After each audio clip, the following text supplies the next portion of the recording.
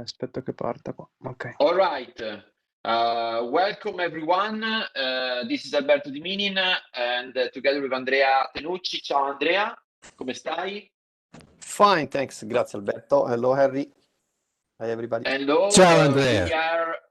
Ciao everyone. This is another episode of Innovation Restart Chats brought to you by the Mind community. You see connected, we are all connected students of the Laurea Magistrale Mind, and I'm going to show you all their faces in a little bit. Here they are. Okay, so you can see us all, but joining us for this very special lecture is my very good friend, colleague, maestro, Henry Chesbrough. Henry connecting from, I assume, Berkeley, California. Ciao Enrico. Ciao, and yes, I am in Berkeley, California. Wonderful.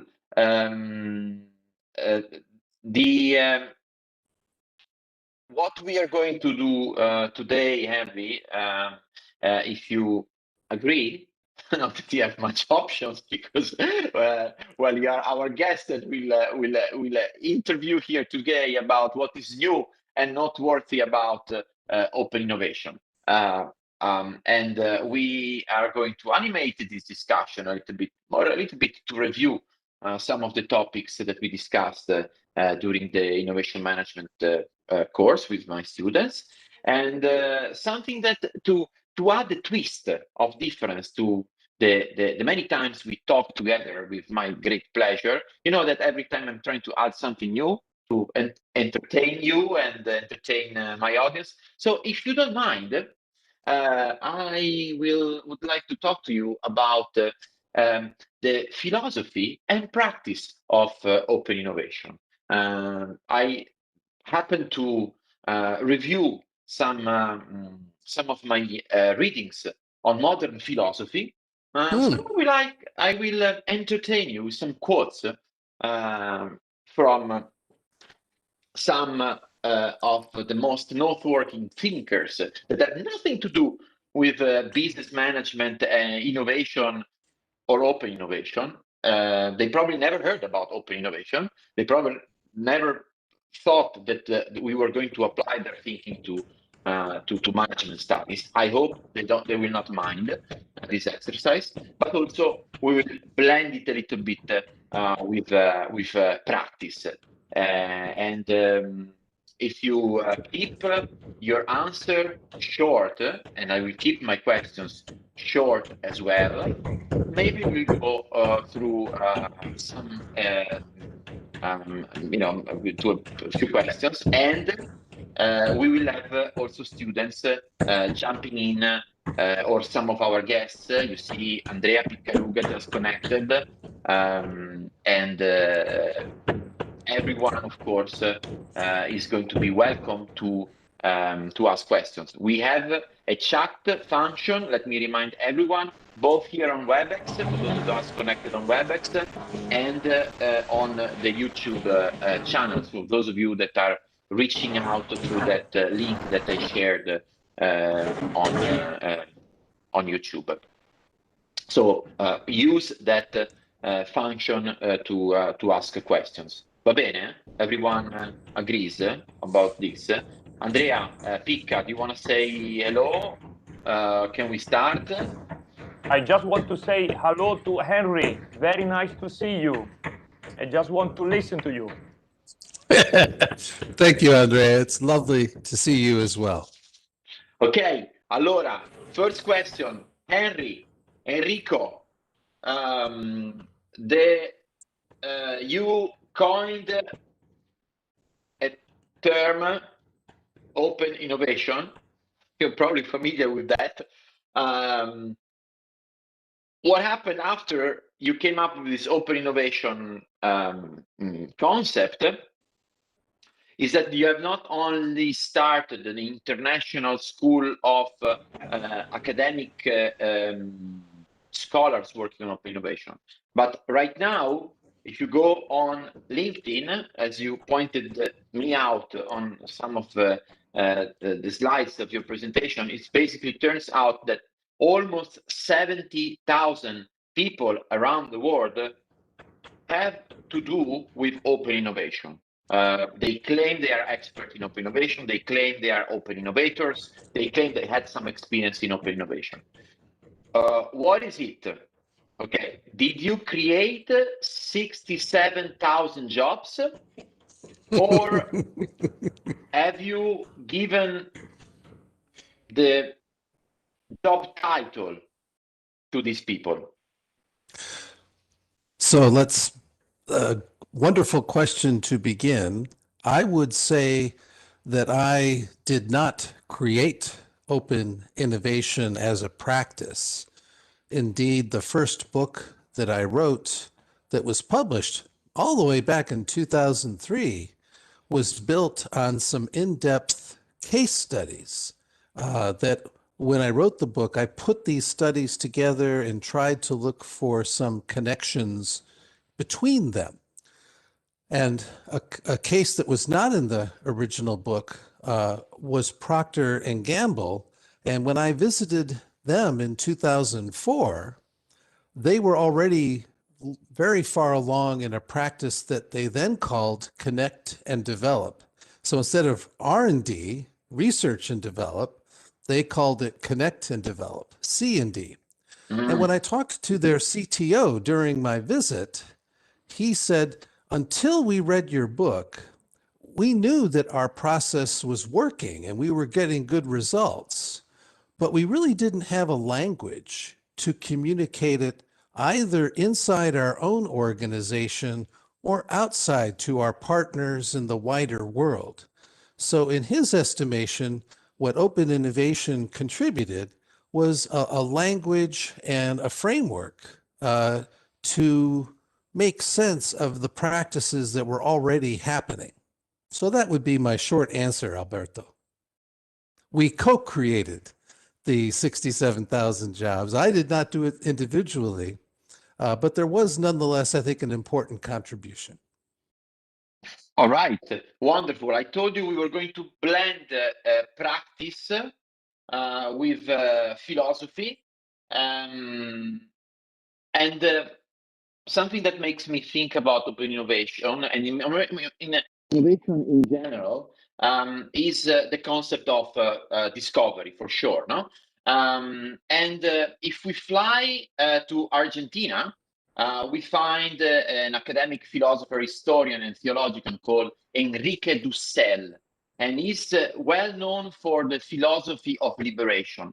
Philosophy of liberation is connected to this concept of the real meaning of discovery. Discovery has to do with the uncovering, the unearthing of something from a concept or a power structure that was covering it, you know. And so it is not about covering something that already exists with a new meaning, no, with an imposition of symbols and models, business models that on something that already was there. So it's making the example, the discovery, as a good Argentinian would say, the discovery of America was not a discovery, it was an imposing of something that was already there, of a concept that was European, and so on and so forth. So that makes me think about all the beautiful projects and product and service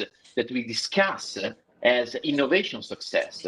When we see like an association of a business model, or maybe the association of two concepts that are placed together, I wonder if those are discoveries in the real sense, or they are like covering up of something with something new. And I wonder, and it makes me think about when you start your class, your MBA class, saying, is it more important a new technology, or is more important a new business model? So when it comes to innovation, my question to you is the following: what is it about? Is it about discovering something new, or is it about covering something new with something that takes things on the market?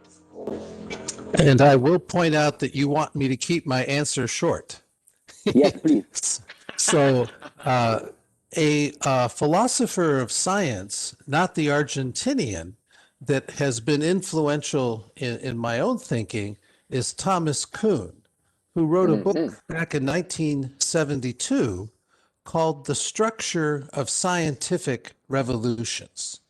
And the point of his book is that science itself does not simply advance in a smooth, linear way that is always up and to the right. It's much more a model of punctuated equilibrium, where there is an accepted paradigm of how things work. So think of Ptolemy and the stars in the heavens and where we can find the stars in the heavens from Roman times.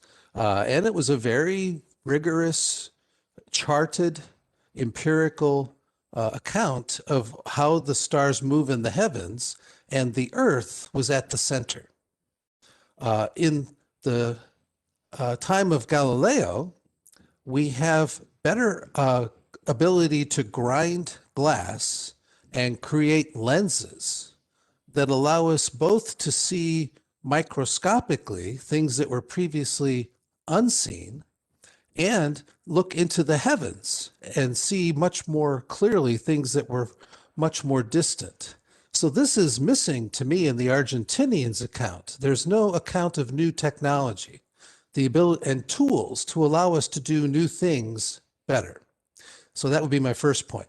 The second point is that when Galileo started applying these better tools to observing the heavens, it became clear that the Earth was not at the center of the universe, which at the time was a heretical argument.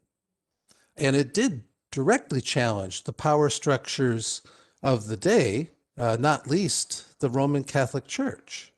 And there was some intense debate, even a trial and some persecution.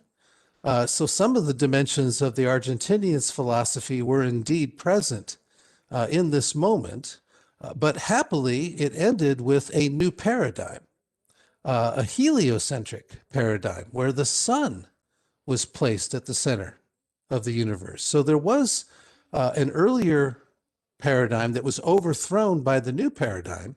And in Kuhn's account, what allowed Galileo ultimately to succeed was that he could explain all of the phenomenon that Ptolemy had in his model, and he could explain anomalies, phenomena that did not fit with the theory of the time. And so if I think forward to open innovation, many of you have heard of the philosopher Michael Porter from Harvard Business School, who had the 5 forces and a series of books and articles on competitive strategy. Some of the phenomena that I was observing in my research, in those case studies I mentioned, were phenomena that Michael Porter's theory could not explain. And so we needed not simply to document these phenomena, we needed a different theory, a new paradigm, if you will, to try to account for these phenomena. And that, I think, is the deeper philosophic contribution of open innovation, and why it's still with us 18 years after it was published, is it was able to explain things that Michael Porter could not. What a wonderful answer. And let me know if the questions are too difficult, Henry, and I will Well, you said you were going to keep them short. I'm trying. I'm trying to summarize like a book like this. In this, appreciate the effort, Henry. And it's an experiment. So we're gonna, if it doesn't work, we're not gonna do it again. But let's go with practice now again. So this is easier. Last week we had a wonderful lecture by David Outreach in Restart Chat, Innovation Restart Chat. And one of the things that I think Open Innovation is trying to help us understand, and I remember it's one of your favorite slides, it's kind of like showing the relevance of what David Outreach 30 years ago uncovered, the role of SMEs in innovation in general. So, and David and Zoltan Axe claim it's not that large companies do not innovate, but we see a greater role, of innovation coming from SMEs, and that's like a fact, an empirical fact. Can you tell us? You need to keep your answer short. How open innovation is helping us understand, the role of SMEs in innovation in general. What Outreach found empirical evidence of. Yes, this gets us back to these ideas of paradigms, because the earlier paradigm, I would even say the Michael Porter paradigm, was one of creating and raising entry barriers to your competition. And there were benefits of scale. The bigger you were, the more you could raise entry barriers and raise rivals' costs to compete with you. So in a Michael Porter world, usually the big get bigger, and everyone else is at the mercy of the market power of these big and bigger companies. What Outreach has shown, what I have seen in my own work, and what many others have shown, is that large companies do indeed have some of these benefits of scale, but they also have rigidities that come with the scale. And one of the things that I think my research has contributed is that part of that rigidity is based on a scaled up business model of the large company. And so that large company is very skilled at advancing in certain dimensions that are well aligned with their business model, but are remarkably incapable of changing when that deviates quite a bit from the logic of their business model. So we can now explain some of the rigidities in large companies. Now, SMEs do not have these very scaled up business models, and that means they don't have some of the scale economies that the large companies enjoy, but they similarly do not have the rigidities that the large companies often have. And this allows them to be more adaptable, more flexible. If you like Charles Darwin and evolution, they can more readily adapt in an evolutionary sense to the new environment. Whenever there's a change in the environment, species must now adapt to have fitness in this new environment. And the SMEs have an evolutionary advantage when the environment is changing. And very large, successful, but rigid companies, when those environments are changing, that their rigidity puts them at risk. Let's stick with this concept of collaboration, not necessarily between large and small, but in general. Let's go back to collaboration. Let me take you to the work, so back to philosophy now, of Jürgen Habermas. He's a German philosopher and sociologist. And he characterized, to make a very long story short, our action as either communicative or instrumental. We act communicatively when we see others as part of the discourse. Participation is the only KPI that matters. is the actor Getting on the stage and engaging with the audience. It is sharing that last slice of the pie. When we act instead instrumentally, others are obstacles or maybe instruments, okay, for the execution of our strategy. We fight for the last slice of the pie. We appropriate, and the KPI is appropriation. The actor on the stage is reacting, is reciting a monologue, and everyone else enjoys that monologue. So when we discuss about open innovation, do you see open innovation closer to the concept of an action which is communicative or instrumental? My answer shifts with the time horizon of the collaboration. In the very near term, for things that are going to take place and maybe ship this year, I guess I start from an instrumental point of view, and the partners in the collaboration each are under a lot of time pressure, and each has expectations of the other party, and they even usually have some kind of a legal contract that defines some of these obligations and expectations. However, I've observed, and I mentioned the Procter & Gamble visit, and this is just one of many, when you start to engage in this collaboration in an instrumental way, there are other things that emerge that were not anticipated, were not expected, were not part of the instrumental calculation to initiate the collaboration. And those positive, we won't use the economist term of externalities, but these positive surprises can sometimes engender a more communicative collaboration in the longer term, and things that you start to become possible that in a purely instrumental world, neither party would think to ask of the other. Neither party would think it would be possible of the other. But in a communicative world where we start to explore these surprises, new possibilities can emerge. And so in the medium or longer term, I think what has started perhaps as an instrumental basis of a relationship can then expand beyond that to new collaborations. And one data point from Procter & Gamble was when the head of their program, Connect and Develop, came to my class back in 2012, I think. At that point, they had done collaborations with over 1,000 partners around the world.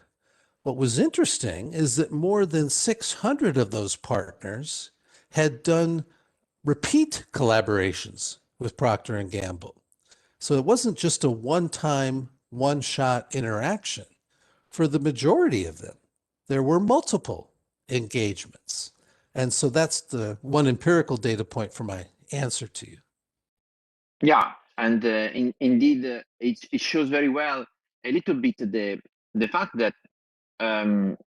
appropriation and open innovation are not necessarily two opposite concepts, and it's a true life story that when we started to work together and I was a PhD student, you sent me off to the law school and strongly suggested me to take some courses on intellectual property management, intellectual property theory, because the openness without the control doesn't necessarily lead to the type of open innovation we discussed about. So, well, and indeed, without the control, you can descend into chaos, or the exploitation from an instrumental view of a larger party extracting and exploiting from a smaller party. Absent the IP, the large company could simply expropriate, or as in the case of IBM and Microsoft back in the PC era of the 1980s, little David overthrew the Goliath and Mhm. became the real winner in the PC industry, even though IBM at the beginning held all the cards. Massimo, do you have a question? It looks like you raised your hand.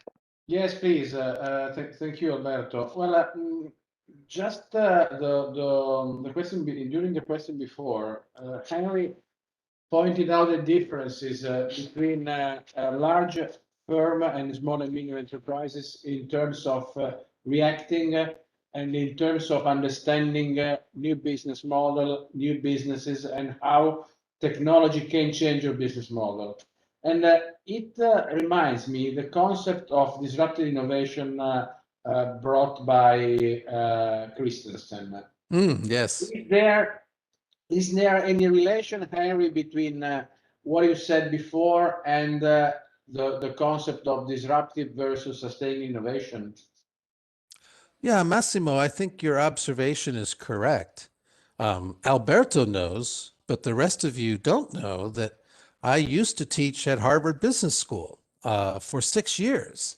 And when I taught there, I taught with Clay Christensen, and 2 of those years I taught his course with him to the Harvard students. So I really got to know his work quite deeply.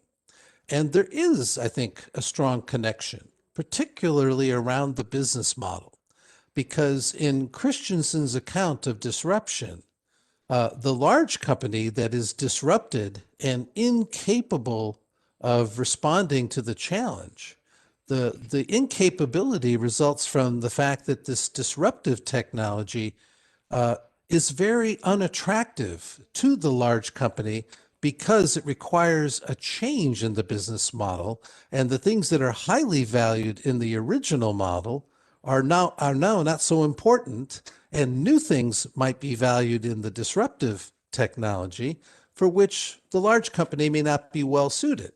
So I think there is a direct connection there on the business model side of things. Now, in Christensen's telling, there is not much openness. There was the incumbent and there was the disruptor, and they are in this dynamic with each other. But in my story, both the incumbent and the disruptor could potentially draw from other third parties and be more open. And a paper that's under review right now at the California Management Review that I'm one of the authors on looks at IBM Watson and its AI technology for natural language processing, the same technology that won the Jeopardy competition back in 2011.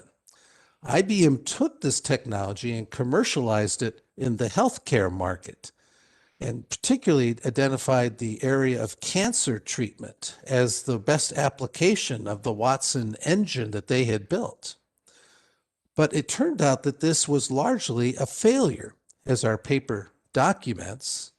And our explanation for the failure, and this is one where the anomaly would be with that David Teese would predict that IBM had all the right things. They had a technology lead, they had complementary assets, they had a major brand. They really focused behind it, put a whole business unit together called cognitive computing to drive it. So you would expect great success. But Watson really did not succeed. And our explanation is it was too closed in the way it went to market. There were no APIs for any third parties to build on it or connect to it. There were no system integrators that could apply it and extend it into new markets like dentists' offices that IBM did not want to do but might be useful. So they created an end-to-end black box that was only IBM that could change it or modify it. And we think that is the reason why this otherwise very promising technology failed. So, Henry, is it correct to say that open innovation could be a tool for a large company to avoid disruption, or to prevent disruption, or to mitigate disruption? It certainly is correct that open innovation can help large companies manage disruption. I think the forces are deep enough and strong enough that you cannot avoid it, but I think you can use open innovation to help manage it. And one of the ways you do that is you can, and this is a Christensen prescription, is you can create a separate organization that allows you to really provide focus and attention to things that would otherwise be too small and insignificant in the parent company. I recently received the Best Business Case Award from Berkeley for a case I wrote on NLX, NL, the Italian energy company. They created a subsidiary company called NLX that gathered together all the digital transformation initiatives in the company. And there were many of them across the different businesses, but in each of those businesses, it was just a small part of a larger set of activities. By putting them all together in one place, in a separate organization, those activities could really now get much more focus, and the execution and the results were much more effective as a result. And this would not surprise Christensen in the slightest. Henry, you mentioned NL, and that gives me the opportunity to blend the theory, philosophy, and practice in my next question. One of the elements that is characterizing, at least in the words from the insiders of the NL case, is this phrase coined by our common friend Ernesto Chorra, that goes something like that: no CEO, no party.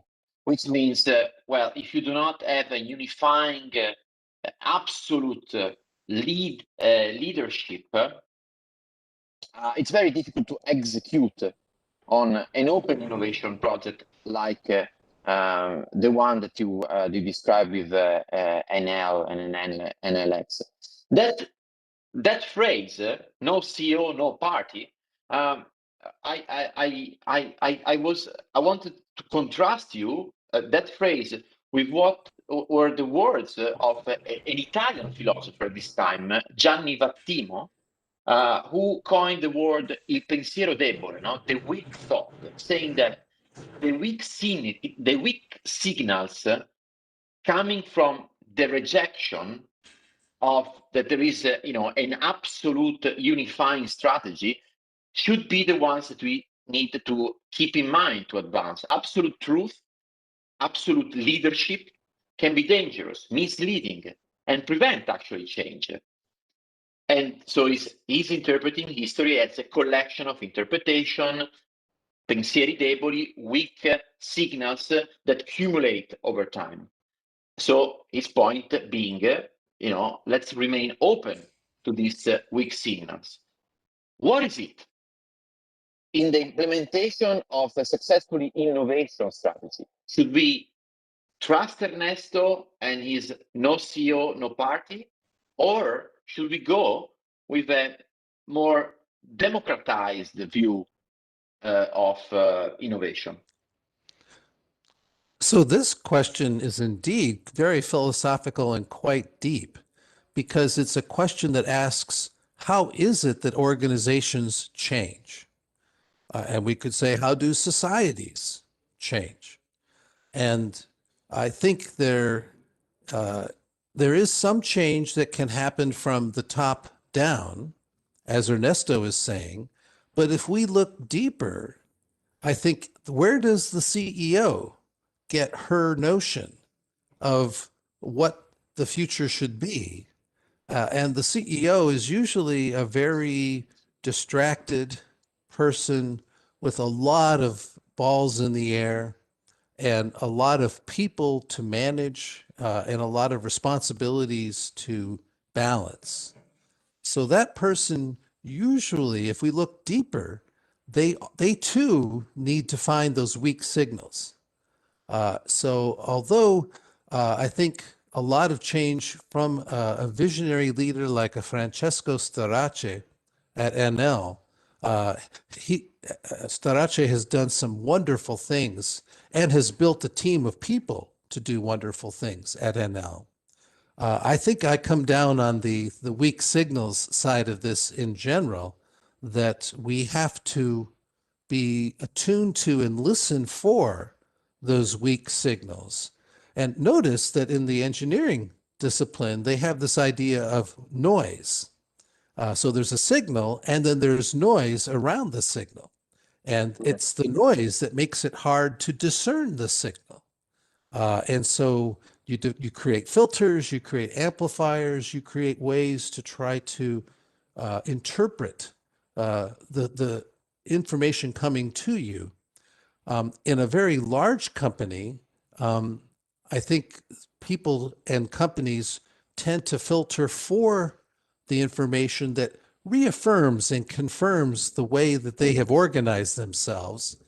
Implicitly, I think they filter out information that is discordant with that does not confirm the prevailing dominant logic of that company.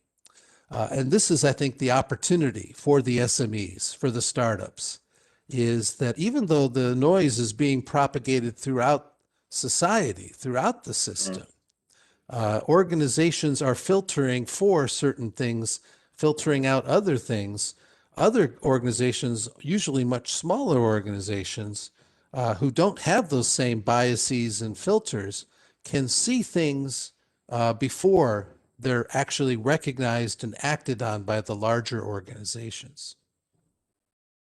I want to come back to this later on, because I have some problems with the abundance of noise in the ecosystem. But let me take that for the next philosophical part. Let's go now to practice. What you're saying, Henry, with these weak signals, brings me back the first chapters of your first book, when you basically identified a company like Xerox and Xerox PARC that was probably not the best at identifying the potential of these weak signals.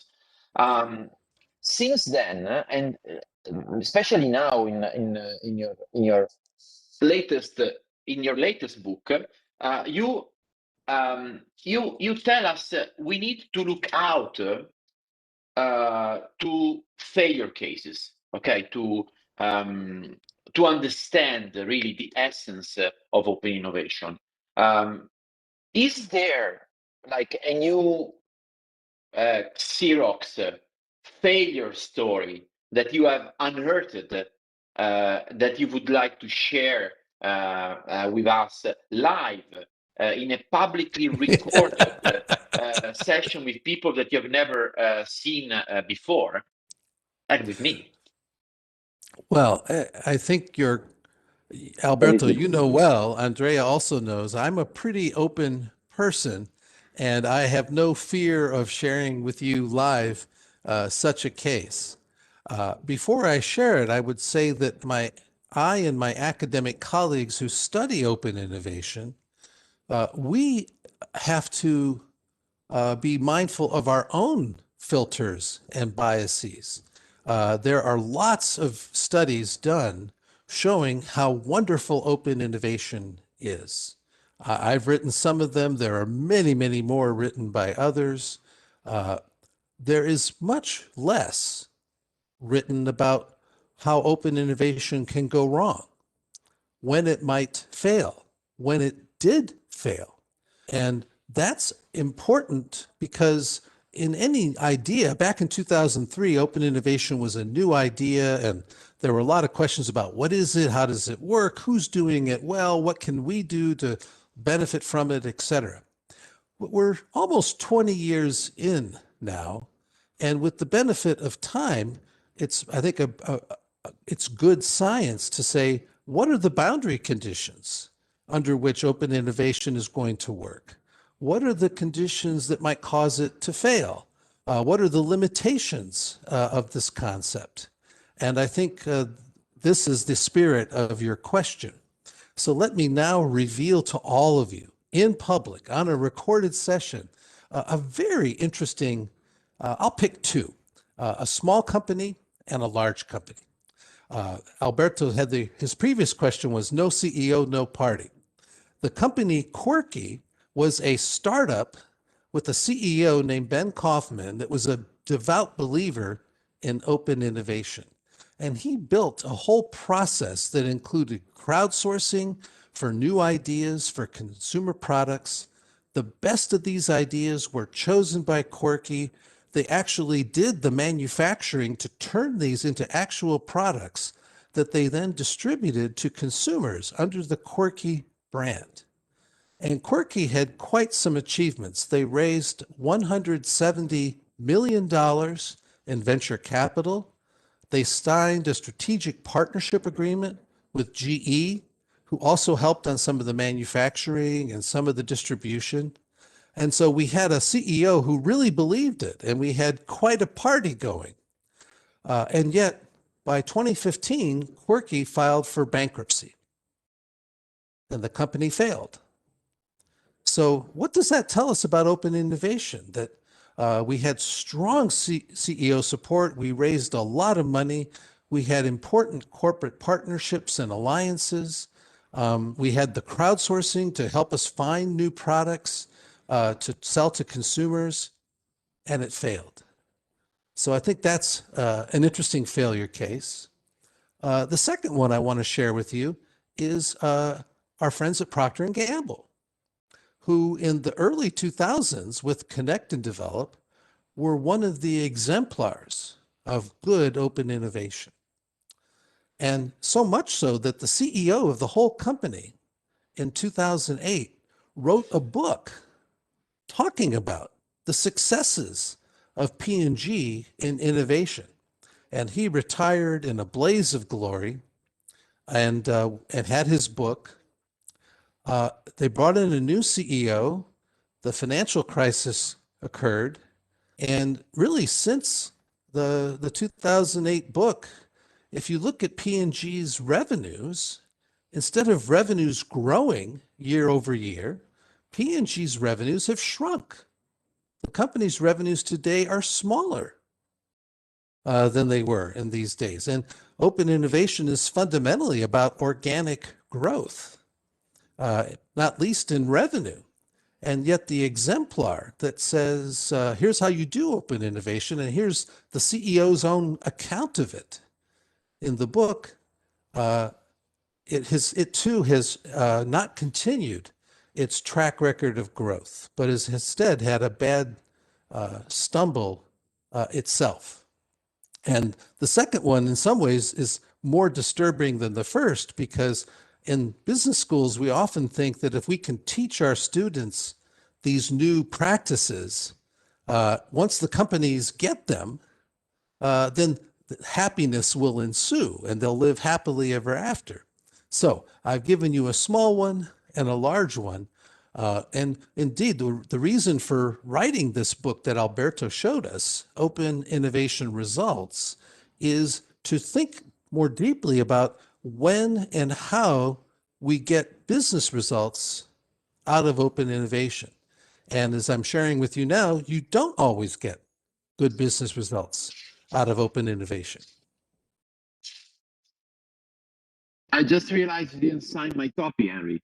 I've got my pen right here, Alberto. Here, put it up to the screen. We can try next week when I'm giving the seminar in Berkeley. So I'm coming over to you. So that's probably no, that won't work. Even that one won't work. But let's see if we can stick with your line of thought here, and you can try therefore to answer Stefano Businaro question that comes from the YouTube channel. So I'm going to read it out for you. Having said, having described this horror or stories or failure story, can we still describe the most suitable structure, organizational structure for a firm to implement and sustain open innovation. So I guess that what Stefan is trying to ask is okay, success story, failure story, but are there some do's and don'ts for the firm that tries to open up? So I want to give a short answer here. Yeah, I No, but I want to. It's a complex. It's a complex question.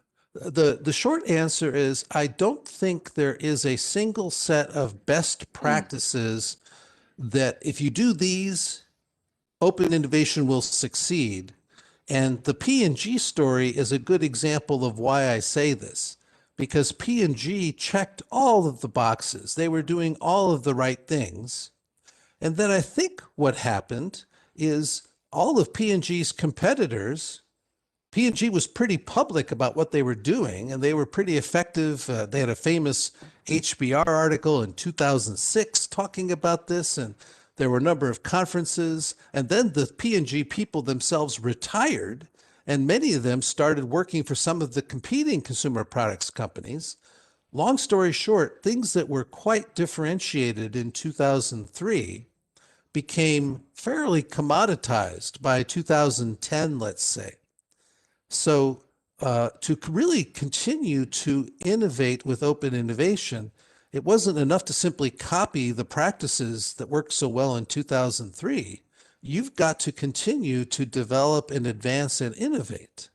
And so I think what I think is more enduring is getting clear on a mindset to support openness, a mindset that uses outside knowledge to enrich what you're doing inside, and equally a mindset that allows things inside, particularly if they're not going forward very well, allowing those to go to the outside and then watching what happens on the outside to those ideas and using the outside and inside in a dialectic to each help validate and support the other.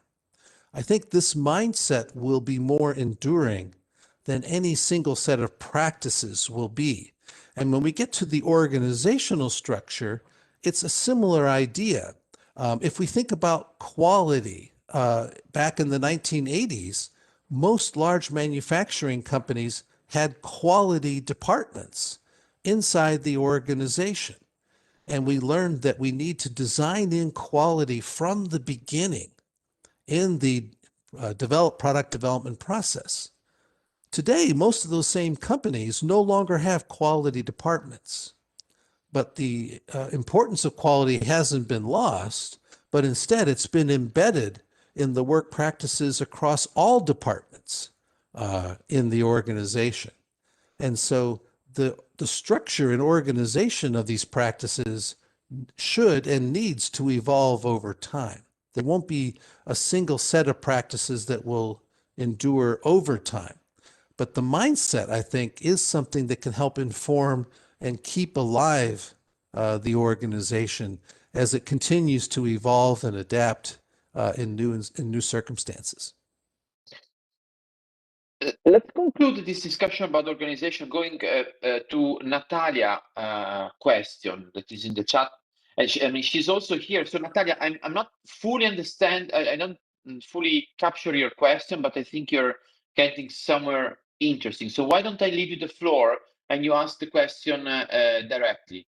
You're talking about bad performance results. Please go ahead. Do you hear me? Okay, thank yes, you. Very well. No, my question was regarding the comment about the results of P&G and that the revenues were decreasing.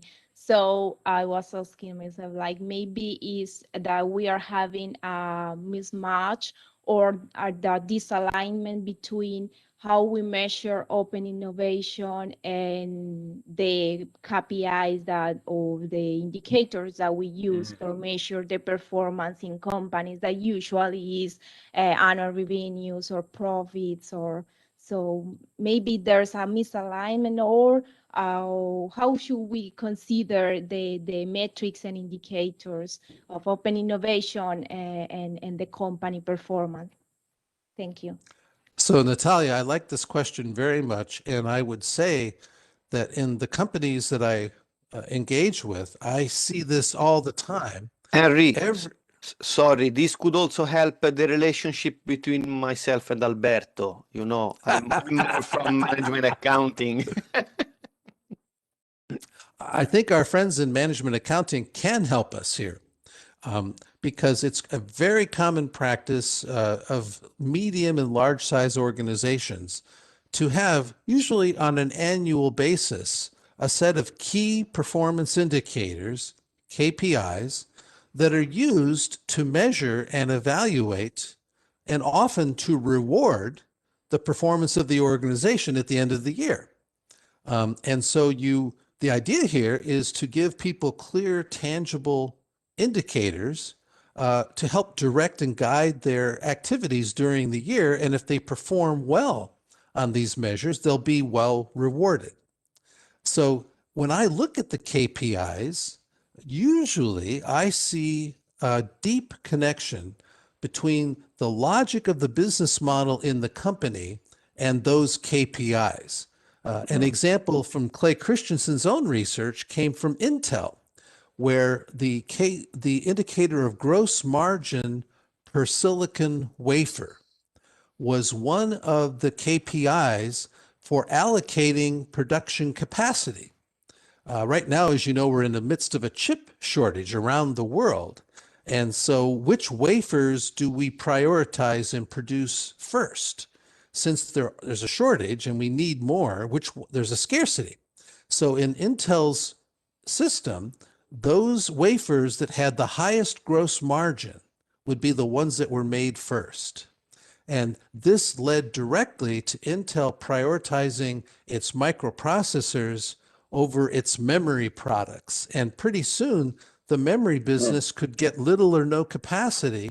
And without ever fully intending to, Intel exited the memory business in part because they kept prioritizing the higher margin products. And I hope you see the direct connection to disruption here, where things that are valued very highly by the business model of the company, the microprocessors here, were advantaged. Potential new disruptive technologies, think of ARM or NVIDIA graphics processing chips, these kinds of things, they couldn't get the capacity allocation from Intel. And so Intel was incapable of allowing itself to invest for the future in making wafers for things that today were maybe not very high margin, but in future might be very valuable. And so the KPIs are one of the ways that companies reinforce their strategy, align their departments to execute that strategy, and filter out and blind themselves to things that might be important for the future. And those weak signals that Alberto was asking me about earlier, the KPIs often take no account of the weak signals. They only want the strong signals. But let me close my philosophy journey, focusing again on these weak signals with the help of a French sociologist called Jean Baudrillard. And he's basically saying the world of images and the overcrowding of images is basically crowding out our reality. And it's like saying, remember that black and white picture of your grandma. How many, one single picture was giving you so many memories and things to remember. And instead, compare that to the mess that you have, like on an Instagram story. And instead, and taking this to the opposite extreme of what you are characterizing, and we love to characterize as the weak signal, as the outside-in part of the open innovation. How, don't we get the same effect, of too many contamination, so many different views of the world that just might confuse a small company, a large companies, too many dots, to connect, as Steve Jobs would say. At a certain point, we need to simplify, right? And at a certain point, we need to focus. And I just wonder if, opening up to too much is leading us to a very chaotic absorption of signals and stuff, good stuff, which is probably good, but maybe it's good it remains out there. So we have a term that is very relevant here that we've not used yet in our discussion is this idea of a VUCA environment: volatile, uncertain, complex, and ambiguous. And so it's just a way of framing, Alberto, the chaos you're describing. In an environment that is more turbulent, where things are changing faster and faster, there's more and more noise in the environment, how can organizations intelligently respond or adapt in such a world? And the short answer is to experiment. And one of the disabilities I see in large companies is that they have lost their experimental capacity. They are so focused on executing the current business that they no longer devote much time, attention, and resource to experimenting for possible future businesses. And this is where many management accounting can come back and help us, is because management accounting, instead of simply strengthening the current business, could also say, wait, you're not investing enough for the future. You need to be allocating a portion of your resources and attention and organization to the experimental side of things. Precisely because it's so noisy and chaotic right now, we need to do experiments. And some of these experiments can be done with our customers. Other experiments can be done with partners. Other experiments can be done with startups or hackathons. There are lots of ways, and I would say one of the good pieces of news is the methods of experimentation and the costs of experimentation are lower now than perhaps they've ever been. So that if you take that view and align yourself with that view, that is a way to move forward in a VUCA world. Is you don't try to predict it in advance, but it's more of an effectuation logic where you conduct experiments, you look at the results of those experiments, and so now you're generating your own weak signals from the experiments you're conducting. And the feedback from your own experiments help provide some navigation for you to how to move forward. Picca, do you want to switch on your mic? Eccomi. May I ask a question? Please. The question is the following, Henry. There is a lot of articles and talking about purpose-driven organizations, about companies which aim to change the world, companies which will pay more attention to stakeholders than shareholders. So these kind of companies, both among startups which really don't want to make so much profits, but really want to address societal problems, as well as large corporations. You mentioned NL, which we know very well, which really want to have an impact, not only from an environmental point of view, but also from a social point of view. So my first question is all this a fashion, or is this going to remain in the future and become a relevant change in how businesses work? And the second question is, how is open innovation connected with this kind of dynamics? No? Because I would say, okay, open innovation fits very well with companies which want to collaborate with many stakeholders and so on. But is there anything more than this simple connection? One starting point for me, Andrea, in this purpose-driven organization is the students that I see at Berkeley, and I suspect some of the students I'm seeing here today on this screen. This idea that it's not simply about making money, that our lives, our work lives, can and should have some meaning to us and some meaning for the planet and for each other. That is something that young people, I think, really care deeply about. And so in the whole war for talent, the kinds of people that are going to join the organizations that have some real purpose in mind, I think that is something that creates very strong, enduring realities. That means this isn't simply going to be a fashion. I think it actually influences where people choose to work, how long they stay there, and when they come to their job, do they bring all of themselves to the job? Are they fully engaged, or are they partly disengaged and maybe apathetic about their work? So all of these things, I think, are stronger and better with a purpose-driven organization. So I think that alone is quite important. In the ESG environment, the environmentally and socially governed world, we're learning that this perspective, instead of imposing trade-offs, at least in some environments, it actually is outperforming in a financial way.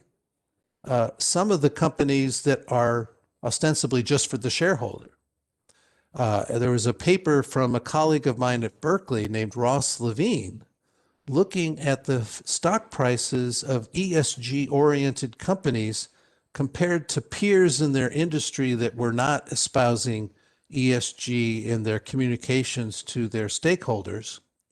And he found with a couple of colleagues that in the pandemic, the ESG company stock prices were 20% higher on average than their peer companies that were not. And the explanation was that once you take the stakeholder view, you are more engaged in an ongoing way with others outside your organization, partners, collaborators, social organizations, and others. And so when the pandemic came along, the ESG companies were already very outwardly engaged. And so this gave them the social capital to be able to respond more quickly, and not just as a single organization, but as a whole ecosystem of collaborating companies. And this is their explanation for the better performance. So now this is the connection to open innovation. The second part of your question, in an open innovation-minded company is still doing a lot of internal technology development and research themselves, back to the experiments I was talking about, but it's also engaged deeply in an ongoing way with people in other organizations surrounding it. And so I think it aligns pretty well with the story of this ESG study I was just mentioning from Ross Levine.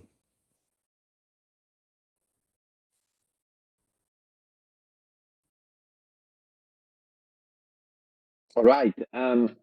Henry, as we are nearing the end of our conversation, I would like to go to a very nice question that comes from Giulio Pantano. Giulio is just starting his PhD,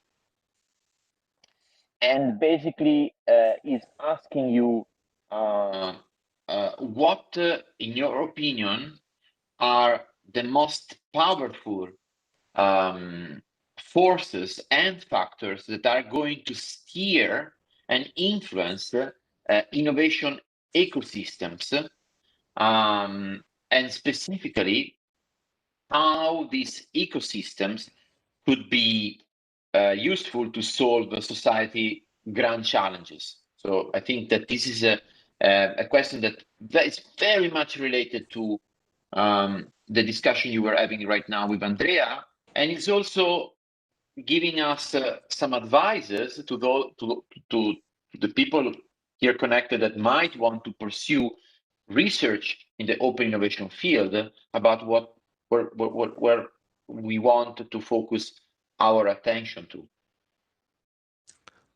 Yes, so the one aspect of the most recent book, Open Innovation Results, we did not get to yet in our discussion was the importance of infrastructure, both at the level of the organization and also at the level of the larger society.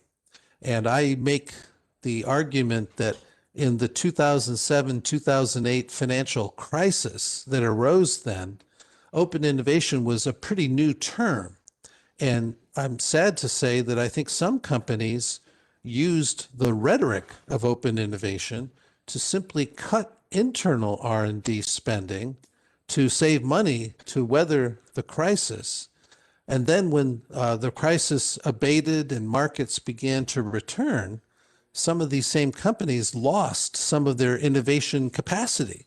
They had damaged their internal infrastructure, and this actually hampered their ability to grow back when markets returned. At the societal level, I think the EU, with the advice of Mariana Mazzucato, has said that the European Union is producing wonderful science, but too often the innovations from that science are captured by the Americans, not us here in Europe. And one way to activate and innovate with the science coming from Europe is to develop some grand challenges. They call them missions, and right now there are 5 missions, as I understand it, active in the EU, and the purpose is to sit between the science and then individual product development of individual companies and really create ways to create enough scale and enough focus that the EU can lead the world in these 5 mission areas. So it really harnesses the wonderful science in more practical ways, not just for the benefit of 1 or 2 companies, but really for the benefit of the whole society. So this is an experiment. It's an experiment that's just been launched. It's way too early to see if it's going to work or not. But I think it's quite interesting as an approach to help society appreciate the value of science and research, not just for its own sake, but because it in turn can help these 5 mission areas address real important challenges in the society.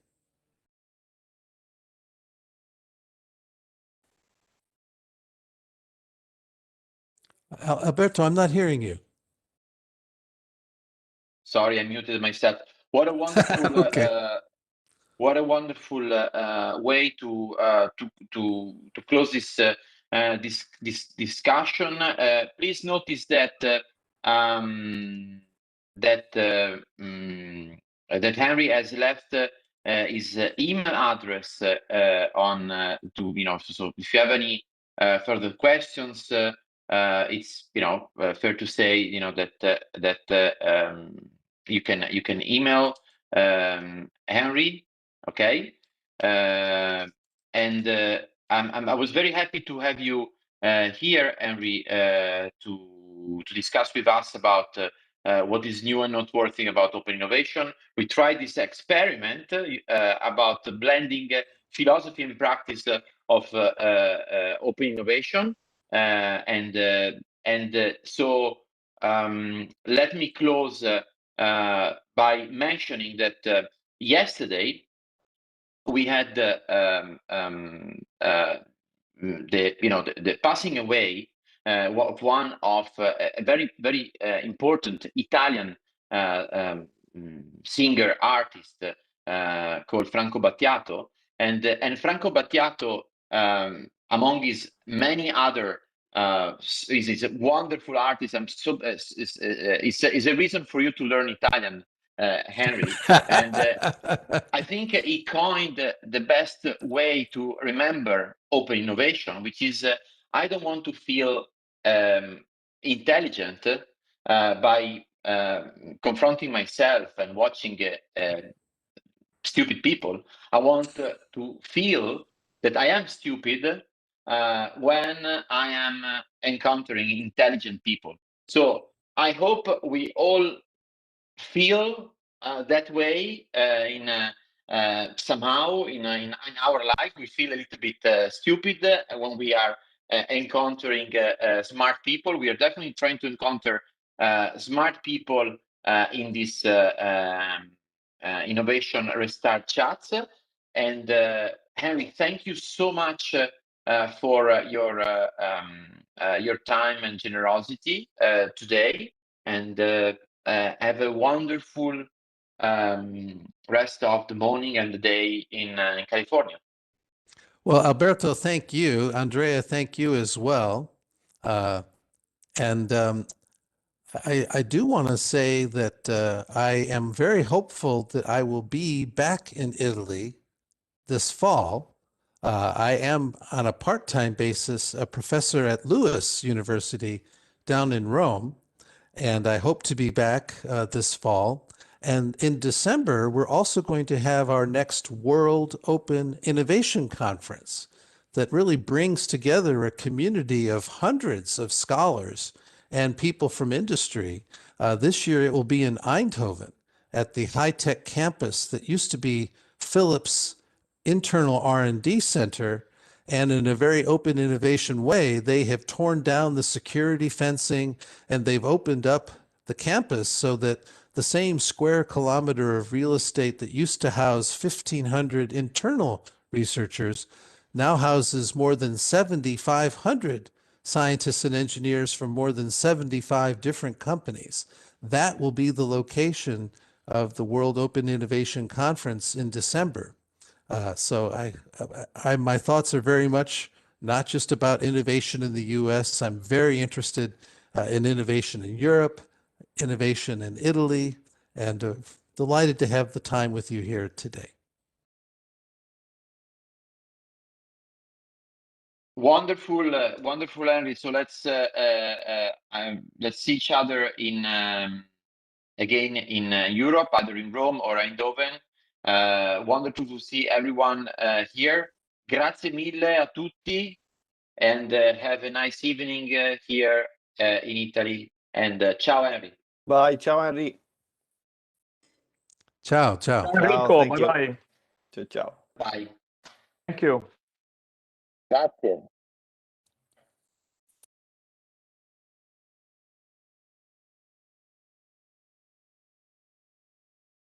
Oh.